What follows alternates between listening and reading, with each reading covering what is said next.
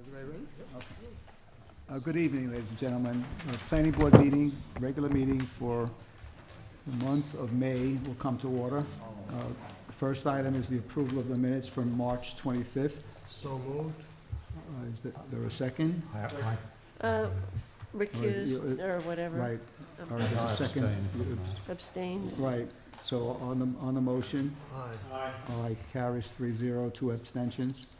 Approval of the minutes for April 22nd. So moved. Second. All those in favor? Aye. Aye. 4, 1 abstention. I can't vote. All right, a continuation of public hearings. To make it faster for the public, I'm going to read all the adjournments first. Michael Deegan, 86 Crest Drive, had some addition and alterations to a single-family home. That's adjourned pending a ZBA determination. Peter Bartolacci, that's adjourned. That's a 67 Miller Avenue. Removal of railroad tie wall, construction of retaining wall and landscaping of the rear yard. That's adjourned. And the preliminary presentation of Lexington 202 Group LLC, 29 South Depot Plaza, was referred by the Board of Trustees for the petition of a zone change to allow for the development of 46 residential units above the self-storage facility with parking, and that's also adjourned. So that leaves us with the first item on our agenda, which is a continuation of the public hearing. This is the Sisters of the Sacred Heart of Mary, 32 Warren Avenue, driveway widening, construction of retaining walls, and demolition of the existing structure. The planning board went on a field trip, and Dan wants to make some comments about that field trip. Yes, thank you, Chairman. The applicant is not here tonight. They expressed that I can bring you up to date on what's going on. On May 17th, I was supposed to have a meeting with Mr. Falchetti, the design engineer. That did not occur. He gave me revised plans as a result of our field trip. He's coming back with 2 tiered walls. He's drastically reduced the impacted area, also reducing the number of trees that they were going to remove. Originally, they were encroaching on the village property. That will no longer happen. They have a planting area, so I've reviewed the plans. I have some drainage comments for them to address. We hope that between the landscape consultant and the drainage issues, they'll be resolved by the next meeting if it's all in order, and we'll give you an update on that. In addition to that, there was a condition, if you recall, removing 50% of the brush that was laid in the woods. That has been taken care of. Again, this is only from the project site, from the beginning of the project site going south towards Neperin Road. Toward the parking lot. Towards the parking lot. They removed a lot of that underlying brush as they committed to doing, and then from our project site on, that will be addressed in our site plans. And the landscaping plan. And the landscaping, correct. Okay. Anybody have any questions or comments? Okay. The next item is Artis Senior Living LLC, 153 White Plains Road, construction of a 35,952 square foot Alzheimer dementia care facility, and a review of the petition for a zoning amendment to allow a floating overlay zone for Alzheimer's dementia care housing. Mr. Chairman, Don Walsh of Development Strategy respectfully yield to the village planner, who I believe may have some documentation of where we're going forward. Okay, Paul? Yes, we've reviewed their May 10th revised document, the SDEIS, and we had gone through that with you all at the work session. We have a completeness memo, which I've reviewed with Kathy and with Dan, and they included all of their remarks. And the recommendation is that the document is complete for purposes of public review. So you can, and I've developed a resolution, a short one-page resolution that talks about the resolution, the SDEIS completeness, and setting a public hearing date for 6/24 for public hearing purposes. And that's in the resolution. Okay. And one question, and then after that resolution and that date, it will be distributed in a to the public? We're going to distribute it to the involved and interested agencies. We have the documents, and they'll be placed on the website. And I think they're going to be broken up into two sections or whatever. And I already have the ENB, the publication, which I'll send out tomorrow after your review. And we'll make it available in the library and the village. It'll be yes, in both the notice and in the ENB, it indicates that it's in the building department as well as in the Warren Library, Okay, available for public review. Everybody ready? yes. Okay, the following is a resolution for Artis Senior Living LLC. The resolution determining the completeness of the supplemental draft environmental impact statement. Whereas the applicant substantially revised and resubmitted the SDEIS on May 10th, 2019, this was reviewed by the consulting planner in consultation with the village attorney and village engineer, and recommended that the revised document has addressed the comments made in the prior completeness reviews and is adequate for public review. The discussion of the additional issues of assisted living affordability and the Con Edison natural gas moratorium have been provided within Appendix W in the SDEIS. Additionally, the applicant has eliminated the document's conclusory statements and corrected the grammatical errors, formatting, and the incorrect numbering of appendices as noted in the village attorney's review. The applicant has also rewritten sections in the SDEIS, such as water and sewer, in response to comments from the village engineer. And whereas on May 29, 2019, the Planning Board reviewed the village consulting planner's completeness memorandum dated May 13, 2019, and determined that the revised SDEIS dated May 10, 2019 is now adequate for public review. Now therefore, be it resolved on May 29, 2019, the Planning Board determined that the revised SDEIS submitted on May 10, 2019 is adequate for public review and sets a public hearing for June 24, 2019, pursuant to Section 617.9A of the SECA regulations. And be it further resolved that Artis Senior Living LLC is directed to provide a final SDEIS document to village staff for public review at the Building Department and Public Library, for inclusion on the village's website, and for distribution to both involved and interested agencies. Staff is also directed to provide the notice of completeness for the SDEIS and the notice of public hearing for the New York State DEC Environmental Notice Bulletin Board, ENB. I then move that the Planning Board adopt this resolution. Second. All those in favor? Aye. Carries unanimously. Okay. So we will see you in June, gentlemen. Council Kirkpatrick, this was Ms. Schroeder's presentation, second ever. Council Kirkpatrick has one comment that she's Thank you. I just wanted to make sure that, that we're clear that the zoning hearing is still being adjourned. Yes, That will also be open on the 24th? No.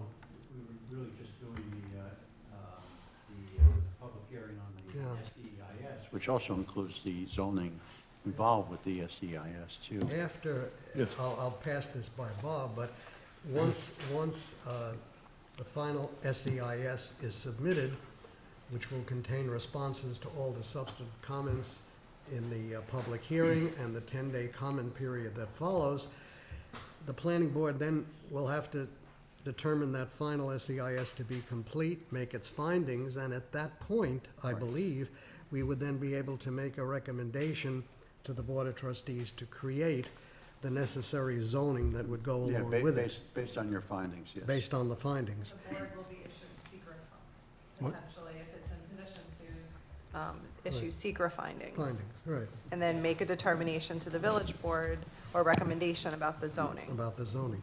And once you get the zoning approval, then you would come back to us for the actual site plan approval that Yes. would be needed. I just wanted to be clear if there was any secondary hearing open at your board level, that it continues to be open. I think what he's saying is that you will have a public hearing opened already for the zoning, and essentially that, does that just get continued, or does that just get folded into the SEIS? I mean, it's part of It's part of the the seeker SEIS. review, Right. right? And this board is not really going to have the We're hearing not on gonna the be doing zoning. things separately It's- on It's going to be the- a recommendation to the village All I'm board. looking to do is to avoid a public notice requirement, that's all. No. You're going to have to do a public notice for the For June this one. meeting. For this one, yes. Yes. But that's the only And, Okay, no problem, and the Thank site you. plan. I mean, you might have to do it for the site plan too, yes, you will. Site plan, yes, Okay. all right, That's for the FEIS. yes. Let's make this as complicated. Purely for clarification, you said SDEIS. What I believe you meant to say was, we will go through the public hearing, and then we will include the public comments in FEIS. Yes, the final. And correct. SFEIS. The final, yeah. And then on the basis of the SFEIS, the findings will be You'll be prepared. publishing the FEIS with the comments and everything else, and the board will ask you a reply to that. At some point in time, as Ron indicated, the FEIS would be deemed to be complete, if that's what it was. And then, at that point, they would then close the public hearing and go into develop finding statements based on the FEIS, and they'd be in the record. Based on that, then you go and say they can do a recommendation to the board trustees. Very good, and as an additional 2 points of clarity, the document referred to is the May 10th version. We've made some typographical changes, so the May 10th version of everything is updated to May Right, that's 28th. why May in the 29th. resolution, we directed you to do a final SDEIS. I would suggest that you just keep the May 10th date there, but we did not specify a date here. I didn't know where you all were going with that. Right. So it's the same, just for clarity, it's the same document. We have submitted it today in hard copies and as an electronic document, and we will defer to Liz, but be certain that it is available, additional copies, at Warner Library and here at Village Hall. So we, yeah. Thank you all very much. We thank you. Thank you.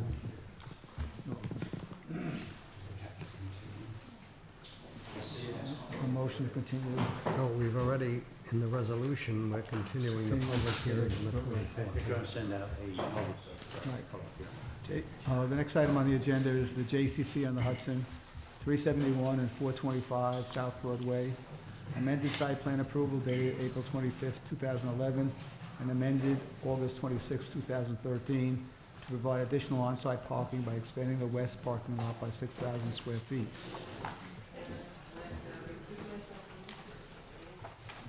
Yes. Jones recusing herself.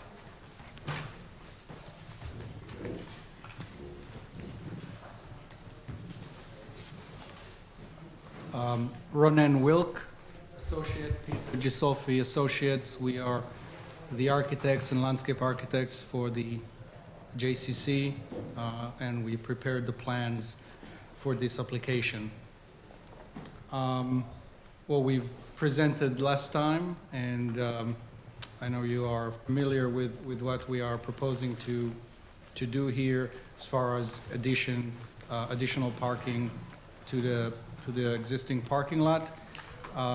In response to comments by Mr. Pinella and the neighbors and the board, we have made some modifications to the plans, which I'll just very briefly, which you had time to review, and I'll just briefly go through them.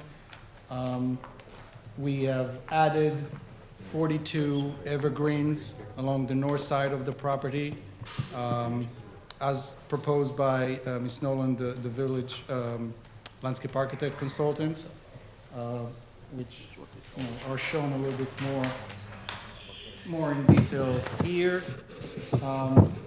We have provided the village engineer with a stormwater analysis as far as the, what we propose to do in treating the additional impervious area. We also submitted a photometrics lighting plan showing how we intend to light this additional area.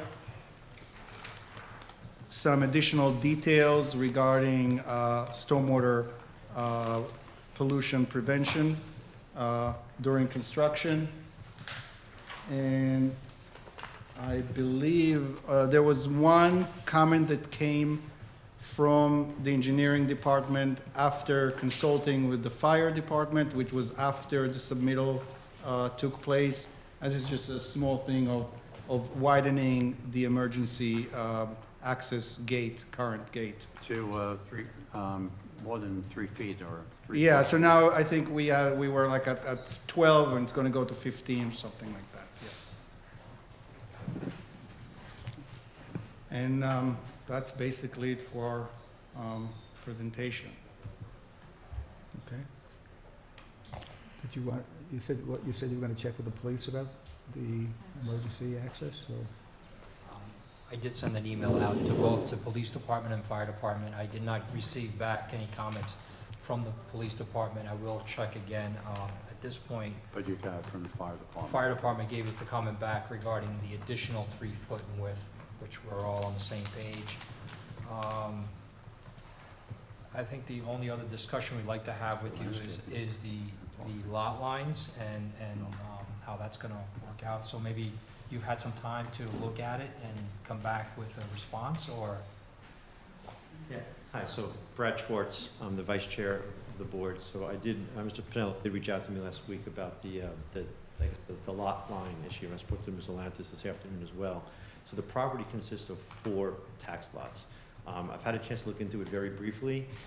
In my review, they're not subdivided lots, they're 4 separate tax lots. So I understand the request to merge those 4 tax lots to become 1 tax lot. Happy to do that, and we'll just work out with staff the mechanism for doing so. I'm not sure it requires a map filing. It could be something done administratively through the village's tax assessor's office, but we'll figure out those logistics and mechanics, and we'll comply with whatever we need to do in order to create 1 tax lot. Have you had any further discussions with Doubletree about parking arrangements between you and Doubletree? So that's a great segue, and I'm pleased to introduce and announce that Frank Hassett, as you can see, is here this evening. Frank is serving as the interim ED while the board conducts a search for a full-time executive director. So Frank wants to briefly address the ongoing discussions with Doubletree. He'll take care of that. It's actually nice to see everybody again. It's been 2 years plus. One of the things that, one of the reasons I'm happy to be back is because we are going to, the JCC is going to refocus on rebuilding some of the relationships that it had prior with the neighbors. I've already been to Teresa and Ponte's house. I've spoken to Tori Weissel. And we have been conversing with the Doubletree.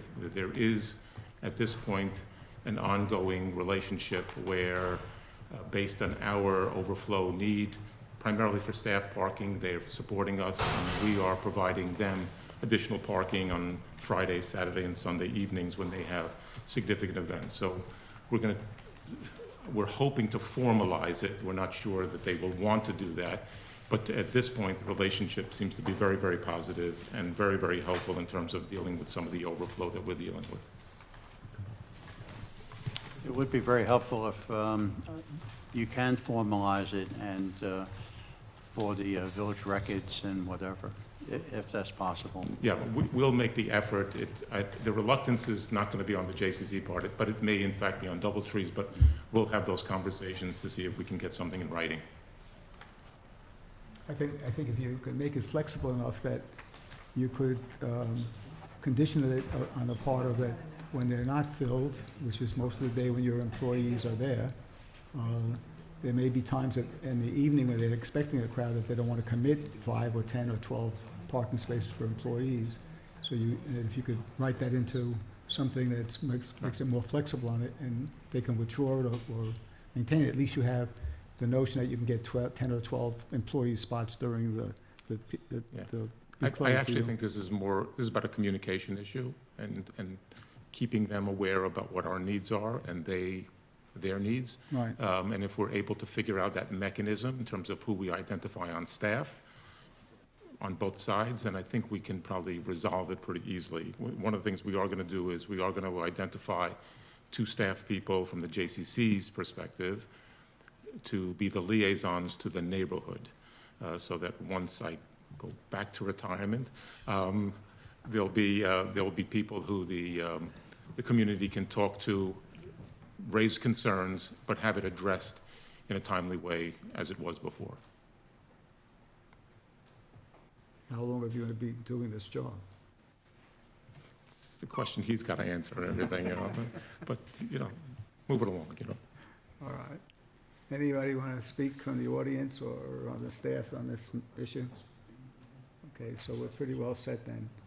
So, I just move we continue the public hearing at our next meeting. second.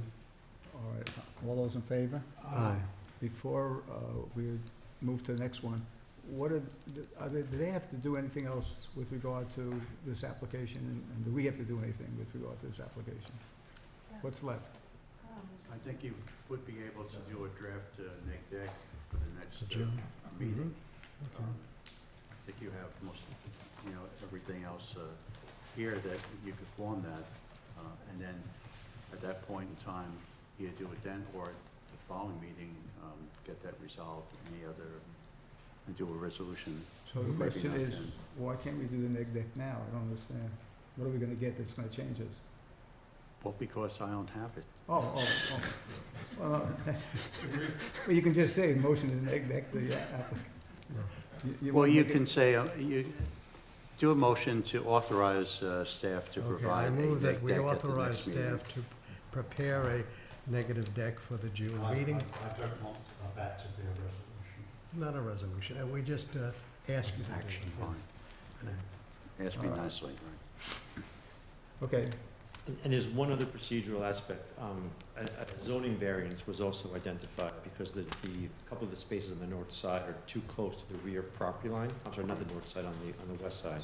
Right. So they are too close to the rear, to that property line. So we have already made a submission to the zoning board for that variance. We'll talk internally whether we begin that discussion with the zoning board even before your board. You can begin it, but until We the can't neg deck, finalize- till the neg deck is issued, they can't rule on. Took the word But right you out of can my- start the process. Exactly. Exactly. And then we will come back to your board after the zoning board variances for a final. To do a site plan resolution. and whatever. And we'll probably do the subdivision, it'll be incorporated into the resolution for, and I think they've done this before, where they say, it would be, depending upon, they'd issued that before the CVO was issued. Mhm. So they have that time to file it. So it would be a condition of the resolution, not a separate subdivision yeah. application. okay. Okay, good. Thank you. Good night, thank you. Thank you. Dan, you're up. MS4, annual report, stormwater management meeting. This is part of the MS4. This is our annual meeting we have. Just give you a little bit of an update. You know, we continue to do the inspections at the sites that have SWIPs, stormwater pollution prevention plans. We've had a relatively quiet year. We have only 2 active sites, which is Greystone and Wilson Park, and Wilson Park just recently started up, so it's been even quieter, and that's in the 2019 cycle year. So we have 40 outfalls. We've issued 4, believe it or not, violations, even just with those 2 sites. They were not related with the 2 sites. They were related to dumping on the street, sump pump discharges on the roadways, pool discharge on the street. That's not permitted. It's a violation of the MS4. After tonight's meeting, we'll finalize our MS4 report. It's actually on our website. Currently, I have to revise just the number of violations. I thought it was 2, and then I went back today and looked, there was a few more. We'll finalize it, we'll submit it by June 1st to the DEC, and we continue on as we always have. I do want to, one other thing I want to mention is that one of the big thing we have to do this year is minimum measure 3, which is the re-inspection of our outfalls. So we have to go, all the outfalls, take pictures, document, make sure that they're in good condition and so on. So that's our big task for this year, and that's it. And, Just had a question, Dan. What happens, the whole setup behind Wilson Park Drive going down to the lake, that's all set up for capturing stormwater from the street and from the properties there. And that is set up so it's filtered, so if there are pesticides and other things that are in there, it's designed to not let that gain access to the lake? They have the bioretention systems. That's what you're referring to? And just so you know, part of this program, there are private systems that are put in place. For example, we have a parking lot on West Main Street, and you might not notice it. It just looks like a drainage basin, but actually it's a feature of the stormwater that we have to go inspect on a regular basis, make sure it's working properly, the outfalls elevations are correct, and they're clean. We also have private ones, such as the Terry Hill Homeowners Association. They have a pond in their backyard. So we send out notices annually to them to make sure that they get inspected and they're properly maintained. So Yeah, but that's, what I'm saying is, so chemicals, I'm just trying to figure out how it works. So chemicals go into that area that was designed, and they have the raised, storm drain cover. So the chemicals go in, let's say, go into the ground, and then they're just stay there, or how does that work? Doesn't that eventually work its way into the lake? well, they're supposed to, when you have a certain amount of silt at the bottom of it, we're gonna have to go in there and maintain it. Are you referring to the one right next to the soccer field? Well, I mean, for instance, when you go over where the railroad trestle is along the trail, that's a main conduit for, I guess, runoff and other things from higher up. And then it goes, and then there's a berm, and all that stuff. So I'm saying, so when, I'm overcomplicating this, but when it goes there, what happens to it, just going into that huge, there's a huge retention basin there. It doesn't allow direct flow into the lakes. Right, it's So- supposed to saturate and concentrate into the ground. That's why you're gonna have a maintenance period where you have to go in and dredge these ponds eventually and remove the materials, the Okay, but contaminants. they're just those tall plants and everything. I don't know if there's ever any real water remaining there unless it rained for a week or two straight. It's that initial surge that it goes in, and then it has a overflow. It's got a orifice that restricts the amount of flow leaving the basin. So when you have that initial flush, that's what you're trying to keep back, Okay. and you're keeping the contaminants in, and then you're slowly releasing the water. It's almost like a grease and water separator, so to speak. So where the grease floats on top, here you're actually cleaning the water. The clean water goes out slowly, and the contaminants are held behind. They're supposed to settle out at the bottom. But I'm saying, then they have to be removed. Then they have to be removed, yes. And they're disposed of in a special, like an environmental place, or not? Most of these sites, we haven't gotten to that stage yet, but eventually that's where it's gonna go. That we're I'm just gonna- curious, because I know that it's hard to, you can't really, like I said, if a car is going along Wilson Park Drive and is leaking oil, for example, that'll end up down in those retention basins, and I'm just wondering what happens. Well, that's part of the annual inspection, so if we see things like that, items like Gracemere No, has no, them, I'm if saying- we see any, no, I'm just saying, Yeah. if we see pollutants, we would address it now. We're not gonna wait 20 years or whatever, 10 years for it to silt up. That's why we do the annual Okay. inspections. Just curious, thanks. So this is done for all the retention basins that we have in the village?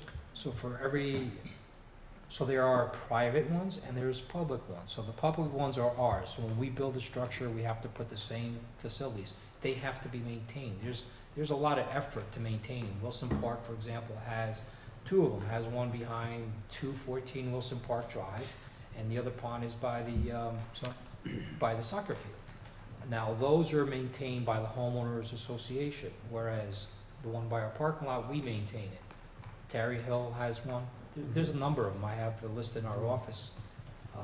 If you Yeah, want to see. you made And they Carol provide the clean reports that up back to you. once. When? I'm sorry? A couple of, last year you made. 20 years Carol- ago. No, last year you made them clean up. We gave them a violation, I'm sorry.